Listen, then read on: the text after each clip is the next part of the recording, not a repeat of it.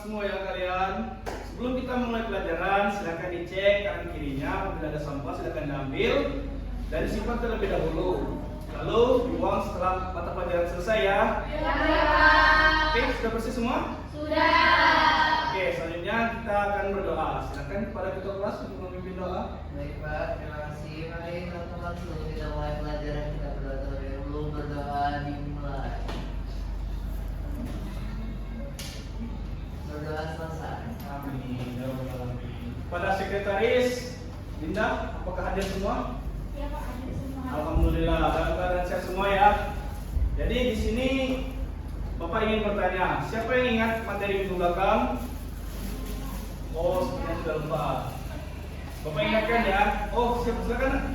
Kita minggu lalu sepertinya belajar tentang bentuk negara. Ya, benar sekali. Kasih tepuk tangan untuk Anika. Kita minggu belakang belajar tentang bentuk negara. Nah, di sini Bapak ada motivasi nih yang akan Bapak sampaikan sebelum kita mulai kepada materi inti. Yaitu setiap negara butuh arah dan arah ditentukan oleh pemerintahannya. Belajar hari ini adalah langkah kecil untuk menuju masa depan yang mungkin kalian pimpin pada suatu hari nanti. Maka dari itu kita harus semangat. Artinya anak-anak, kita harus belajar setiap hari secara tekun supaya kita dapat menjadi apa yang kita cita-citakan. Dan juga siapa tahu nih nanti salah satu dari kalian menjadi presiden. Amin. Ngomong-ngomong soal presiden, hari ini kita akan belajar tentang bentuk pemerintahan. Oke, kita mulai. Apa itu bentuk pemerintahan?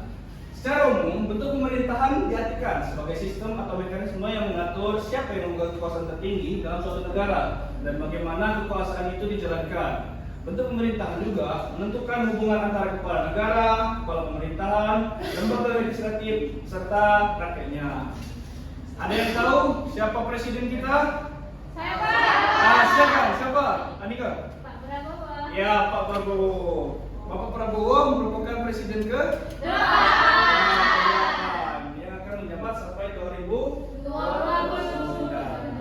Nah, hari ini kita akan membahas tentang bentuk pemerintahan republik dan monarki. Jadi, pengertian republik. Republik berasal dari bahasa Latin, yaitu res publica, yang berarti urusan rakyat. Jadi dalam bentuk pemerintahan ini kedaulatan berada sepenuhnya di tangan rakyat, serta pemerintahannya hanya menerima mandat untuk mengelola kepentingan bersama. Pemimpin juga dipilih melalui pemilu sebagai wujud partisipasi oleh rakyat secara langsung, dan seluruh kekuasaan dibatasi oleh konstitusi agar tidak terjadi penyalahgunaan wewenang. Selanjutnya ciri-ciri republik. Nah, di sini anak-anak ada beberapa ciri-ciri republik. Yang pertama, kepala negara dipilih oleh rakyat baik secara langsung maupun tidak langsung. Nah, siapa nih yang kemarin memimpin itu apa? Yang kemarin memilih presiden? Ya, sudah ada KTP semua berarti ya. Nah, yang kedua, masa jabatan kepala negara dibatasi oleh undang-undang. Nah, di Indonesia, kepala negara dibatasi kekuasaannya selama berapa tahun, anak? 5 tahun, sesuai dengan undang-undang yang berlaku. Selanjutnya, kekuasaan didasarkan pada konstitusi, pemerintahan bertanggung jawab kepada rakyat, kedaulatan berada di tangan rakyat atau sovereignty of the people, dan setiap warga negara memiliki kedudukan hukum yang sama. Selanjutnya, jenis republik. Ada 3 jenis, anak-anak. Yang pertama, republik presidensial. Yang kedua, republik parlementer. Dan yang ketiga, republik semi presidensial.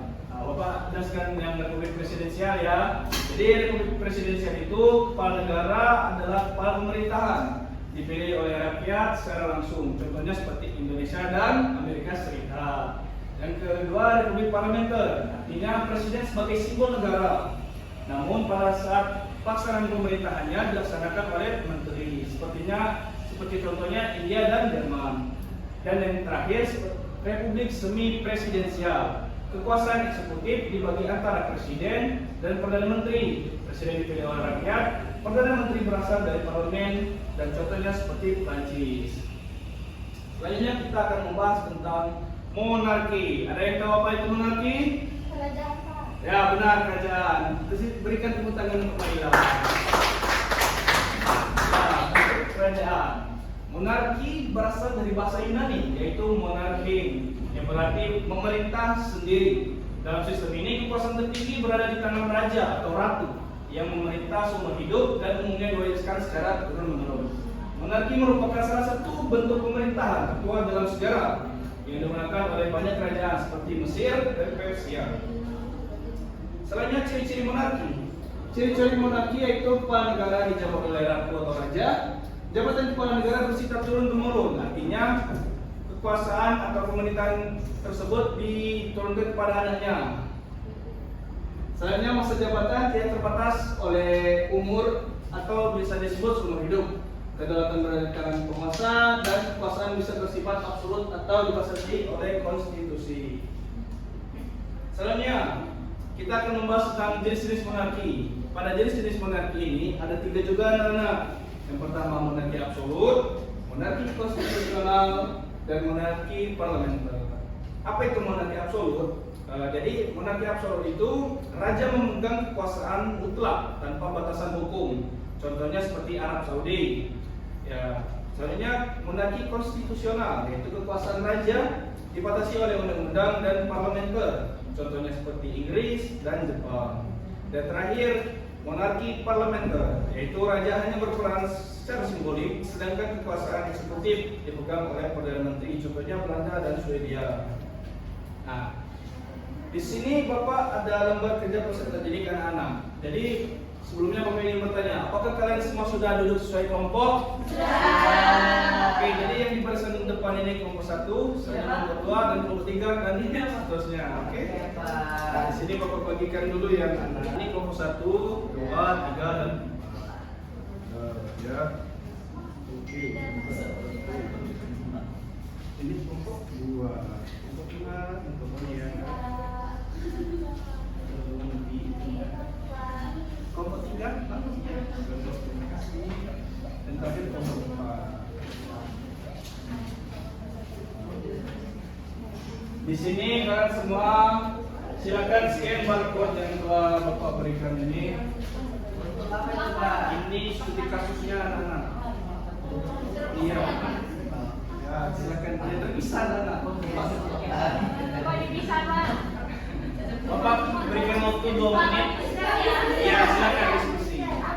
Ini studi kasusnya anak. Bapak, kami nggak kelihatan tuh, Pak. Ya, silakan di scan dan dikerjakan ya anak-anak. Ya siapa? Ya. Bapak berikan waktu 3 menit untuk kalian diskusi. Ya. Silakan diskusi anak-anak. Diskusi Berni. Ya, udah kah?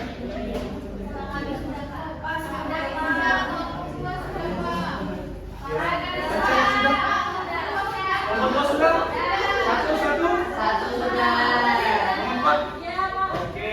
Satu. Jadi di sini Bapak memilih 2 kelompok tercepat untuk maju dan menjelaskan jawabannya.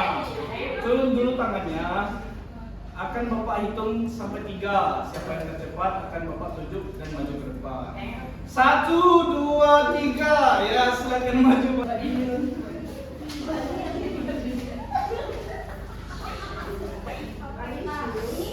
Saatnya di Ya, soalnya dibacakan.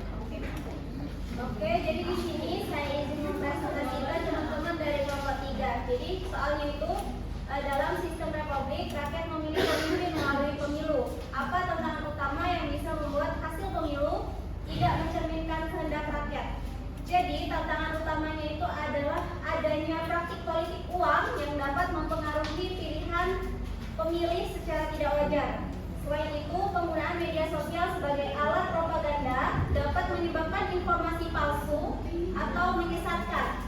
Kemudian membuat pemilih sulit membedakan fakta dan juga opini. Kurangnya pendidikan politik juga menjadi masalah karena rakyat mungkin tidak memahami program dan rekam jejak kandidat secara mendalam. Itu, Pak. Oke, pada kelompok 3 apakah sudah setuju semua? Setuju. Oke, berikan tepuk tangan untuk kelompok 3. Kayaknya satu kelompok terakhir akan turun dulu. Bapak akan hitung sampai 3. Tangannya di bawah dan 1, 2, 3. Ya, silakan. Nabila. Kelompok 2. Silakan maju ke depan.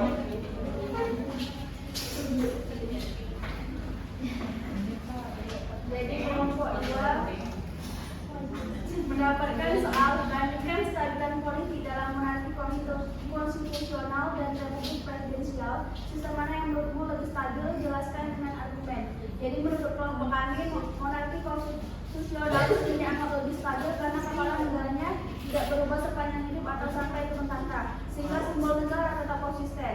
Tradisi kekuasaan juga lebih teratur karena pemerintahan sudah ditentukan.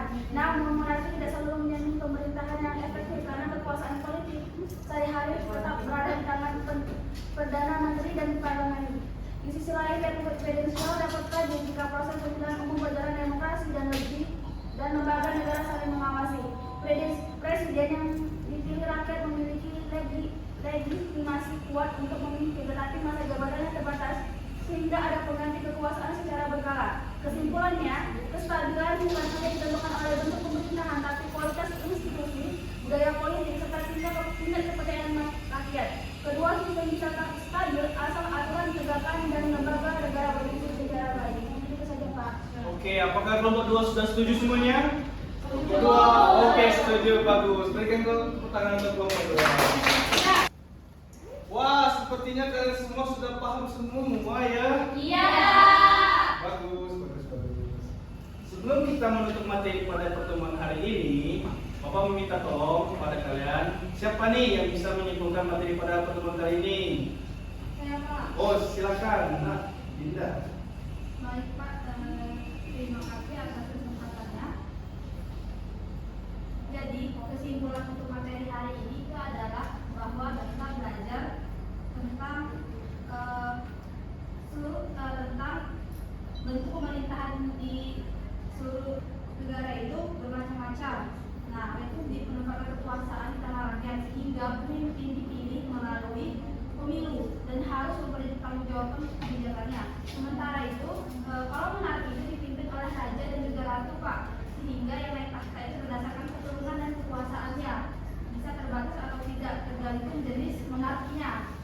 Dari pembelajaran ini juga kami menyadari bahwa setiap sistem punya kelebihan dan kekurangannya masing-masing. Dan yang paling penting adalah bagaimana pemerintah menjalankan kekuasaan untuk kepentingan rakyatnya.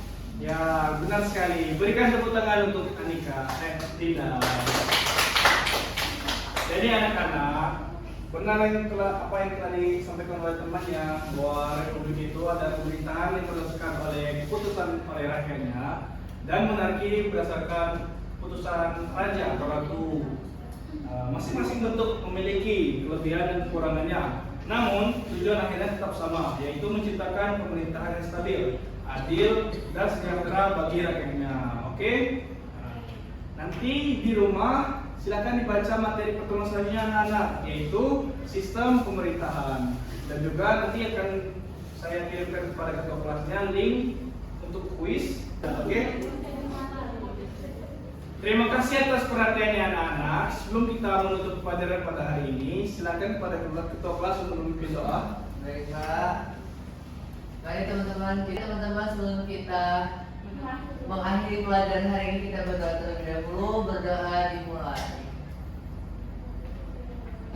Berdoa selesai. Amin. Terima kasih anak-anak atas perhatiannya. Jangan lupa belajar di rumah ya. Terima kasih. Kita mengucapkan terima kasih. Wassalamualaikum warahmatullahi wabarakatuh. Waalaikumsalam warahmatullahi wabarakatuh. Silakan bersih-bersih anak-anak.